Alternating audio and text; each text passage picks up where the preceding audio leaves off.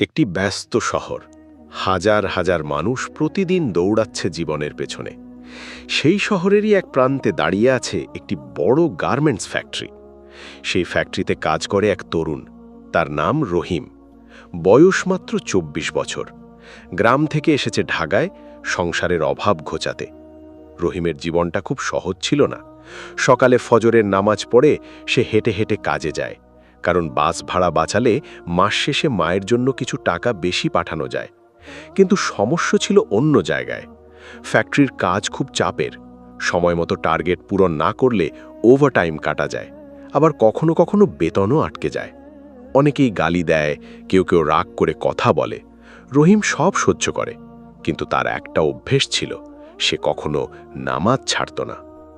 একদিনের ঘটনা, একদিন ফ্যাক্টরিতে বড় একটা অর্ডার আসে।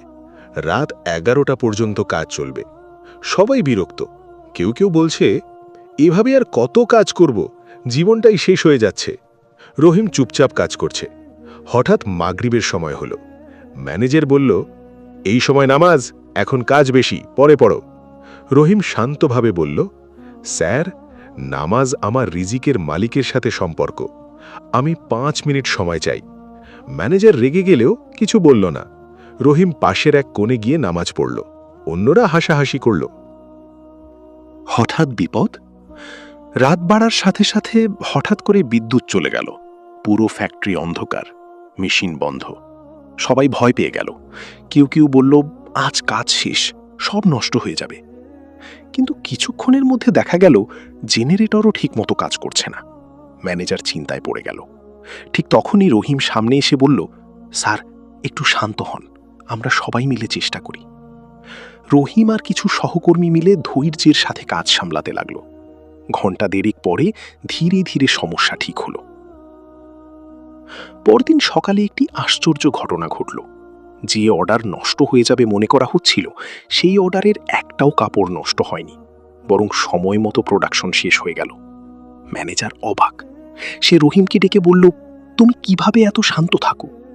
রহিম হালকা হেসে বলল, স্যার, আমি জানি আমি একা না, আমার সাথে আল্লাহ আছেন। আমি শুধু দায়িত্বটা ঠিকভাবে পালন করি। ম্যানেজারের কৌতূহল বাড়ল। সে জানতে চাইল রহিমের গল্প। রহিম বলল, আমি গরিব পরিবারের ছেলে। বাবা মারা গেছেন, মা অন্যের বাড়িতে কাজ করেন। আমি ঢাকায় এসে এই চাকরি পেয়েছি।